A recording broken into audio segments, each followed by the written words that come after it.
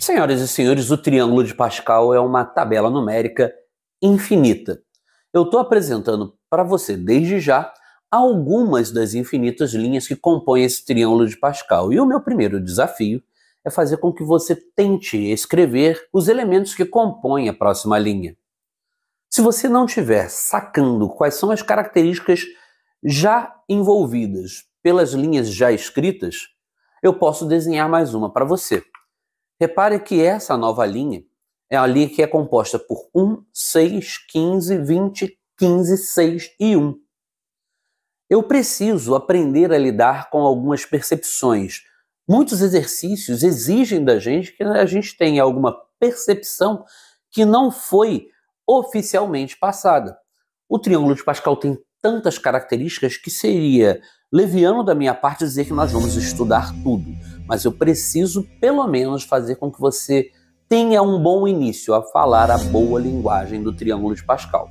Se você não conseguiu sacar as características que me ajudam a dizer os elementos da próxima linha, eu a desenho para você. Repare nessa outra linha, que é composta pelos elementos 1, 7, 21, 35, 35, 21, 7 e 1. Você conseguiu imaginar? Eu vou dar uma boa cola para você.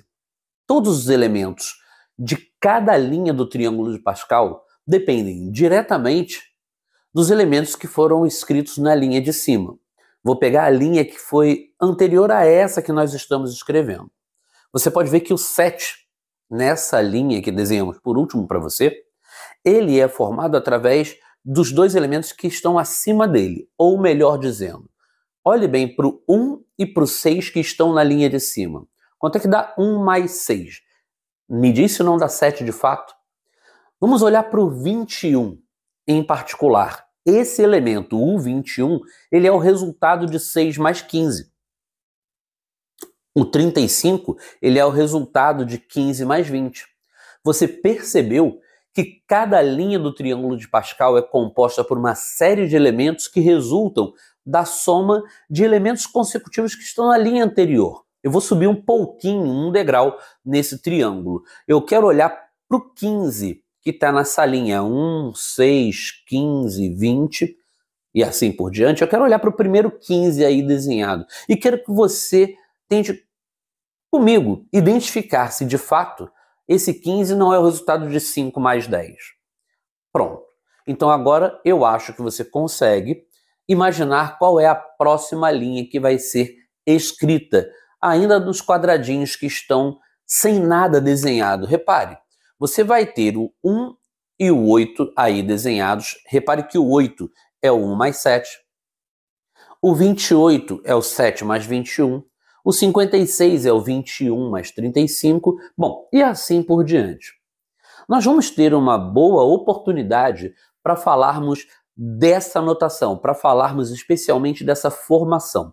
Poderíamos passar o resto do curso, como eu falei, desenhando diversas linhas do triângulo de Pascal. Não é o propósito, nós temos infinitas linhas. Mas eu quero, pelo menos, que você entenda que todos esses valores ali, nessa nossa imagem, eles são tratados como números binomiais, porque essa tabela ela é tão organizada, mas tão organizada, que eu não tenho dúvida do elemento que está naquela linha e naquela coluna. Isso significa que para nos orientarmos mais, para nos orientarmos melhor, eu preciso numerar tanto as linhas quanto as colunas do nosso triângulo de Pascal. Ok? Essa enumeração vai começar tanto para a linha a partir do 0, linha 0, linha 1, linha 2 e assim por diante, tanto quanto a coluna vai começar do 0 também. Coluna 0, coluna 1, coluna 2 e assim por diante. Quanto mais linhas vamos tendo, mais uma coluna também nós vamos desenhando.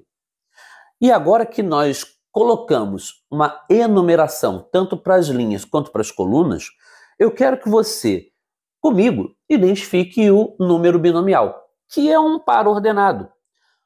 Sutilmente diferente do que é exibido para um plano cartesiano, onde o x representa a abscissa do ponto e o y a ordenada do ponto, x e y no par ordenado que você tanto conhece, eles estão lado a lado, para este ambiente do triângulo de Pascal, o nosso número binomial vai trazer um par de valores, desenhados um acima, outro abaixo. Esse valor de n, como você pode ver na imagem, ele tem o propósito de indicar a linha em que o nosso elemento escolhido ou o elemento estudado se encontra. E enquanto o valor de P, como você também pode ver na nossa imagem, ele indica a coluna do nosso elemento destacado. Tudo ok? Assim, você pode muito bem perceber, através de alguns outros exemplos, que nós temos condições de nos referir tão sem dúvida, tão fortemente a cada elemento de Pascal, a cada elemento do triângulo de Pascal, através do seu valor, tanto quanto através da posição que ele ocupa. Vamos fazer um experimento? Vamos lá desenhar uma lacuna, uma quadrícula, para a gente poder identificar. Repare, esse elemento, o 4 que está em destaque, esse 4 que está em destaque, ele está sendo um camarada que ocupa a linha número 4 e a coluna número 1. Assim, nós podemos desenhar um elemento 4 binomial 1. Este valor é igual a 4. Bom, existe um contexto, existe uma explicação para esse 4 binomial 1 ser igual a 4 de fato, tanto quanto esse outro exemplo que eu vou colocar no quadro para você. Esse valor 10 que agora está em destaque, ele está na linha 5 e coluna 2, como você pode perceber. Tranquilidade? Todos esses dois valores, eles têm um resultado numérico, eles têm uma intimidade com a linha e com a coluna em que eles se encontram, não apenas pelo par ordenado, mas isso eu vou deixar para depois. Por enquanto, eu quero apenas que você aprenda a lidar com o número binomial, a sua leitura e o seu posicionamento, o que você pode ver que é super tranquilo. Nós não temos dificuldade para lidar com números binomiais nessa história. Tudo bem? Será que tem algum outro exemplo? Vamos ver. Nós temos mais um exemplo de um outro número binomial, o 15. Este 15 que você está vendo agora destacado na sua imagem, ele está na linha 6 e na coluna 4. Pronto. Você pode, então, perceber que é tão fácil quanto olhar para cada elemento do triângulo de Pascal, atendendo o seu valor ou respeitando a sua posição, descrita pela linha e pela coluna em que estes elementos estão posicionados. Tudo bem? Com relação à notação do número binomial, espero ter ficado claro.